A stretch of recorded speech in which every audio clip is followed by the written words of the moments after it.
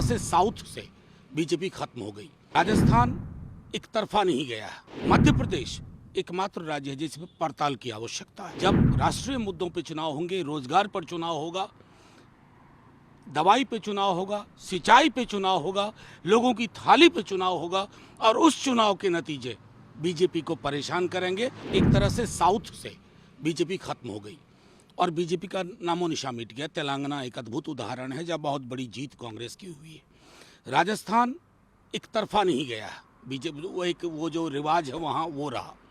छत्तीसगढ़ अलबत्ता चूंकि तमाम लोगों की अपेक्षाओं के अनुरूप नहीं आया।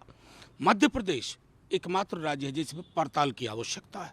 लेकिन मेरा मानना है कि ये चुनाव बिल्कुल क्षेत्रीय मुद्दों पर क्षेत्रीय सरोकारों को क्षेत्रीय दृष्टिकोण से लड़े गए थे।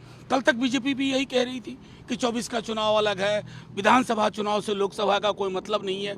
हमारा भी मानना है, जो कि तेजस्वी जी ने भी कहा है, कि ये एक संदेश है कि बीजेपी ने सब कुछ झोंक दिया, लेकिन लोकसभा के चुनाव के परिणाम बिल्कुल राष्ट्रीय मुद्दों पे लड़े जाएंगे और इन परिणामों का, जिसमें बीजेपी आज पटाखे चला रही है, उस दिन का वो इंतजार करें जब राष्ट्रीय मुद्दों पे चुनाव होंगे, रोजगार पर चुनाव होगा, दवाई पे चुनाव होगा, सिंचाई पे चुनाव होगा, लोगों की थाली पे चुनाव होगा और उस चुनाव के नतीजे बीजेपी को परेशान करेंगे।